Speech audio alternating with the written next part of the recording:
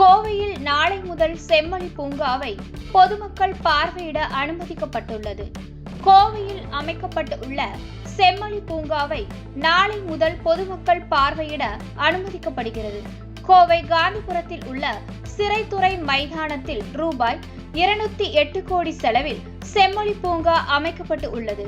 45 acre பரப்பளவில் உலக தரத்தில் பல்வேறு நவீன வசதிகளுடன் அமைக்கப்பட்டு உள்ள இந்த பூங்காவினை கடந்த மாதம் 25ஆம் தேதி முதலமைச்சர் மு.க. ஸ்டாலின் திறந்து வைத்து செம்மொழி பூங்காவில் நீர்வீழ்ச்சியுடன் கூடிய நுழைவு வாயில் சங்க இலக்கியங்களில் இடம்பெற்றுள்ள செம்பக மரம், செம்மொழி வனம், நறுமண வனம், ஐந்திணை வனம், நலம் தரும் வளம், மலர் வனம், புதிர் வனம், நிழல் வனம், 1000க்கும் மேற்பட்ட ரோஜா வகைகள் கொண்ட ரோஜா தோட்டங்கள் அமைக்கப்பட்டு உள்ளது. QR கோட் பயன்படுத்தும் இந்த தோட்டங்களில் உள்ள மரம் மற்றும் செடி வகைகளை பற்றி தெரிந்து கொள்ளும் வசதி செய்யப்பட்டுள்ளது.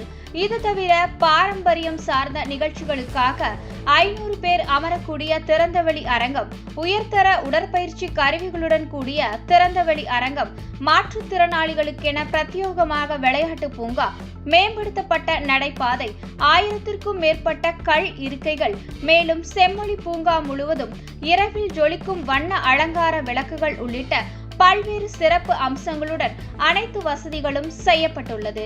இந்த பூங்காவினை பார்வையிட வரும் பொதுமக்களுக்கு நுழைவு கட்டணமாக பெரியவர்களுக்கு ஒருவருக்கு ரூபாய் 15, குழந்தைகளுக்கு 10 வயதிற்குட்பட்டோருக்கு ரூபாய் 5, நடைபாதை உபயோகிப்பவர்களுக்கு ஒரு நபருக்கு மாதாந்திர கட்டணம் ரூபாய் 100, கேமராவுக்கு ரூபாய் 25, வீடியோ கேமராவுக்கு ரூபாய் 50, திரைப்பட ஒளிப்பதிவிற்கு நாள் ஒன்றிற்கு ரூபாய் 25,000, குறும்படம் ஒளிப்பதிவிற்கு மற்றும் இதர ஒளிப்பதிவிற்கு நாளொன்றுக்கு ரூபாய் 2000 என கட்டணமாக நிர்ணயம் செய்யப்பட்டுள்ளது. செம்மொழி பூங்காவினை நாளை காலை 10 மணி முதல் பொதுமக்கள் பார்வையிடலாம். இந்த பூங்கா காலை 6 மணி முதல் மாலை 7 மணி வரை செயல்படும். இந்த தகவலை மாநகராட்சி நிர்வாகம் தெரிவித்துள்ளது.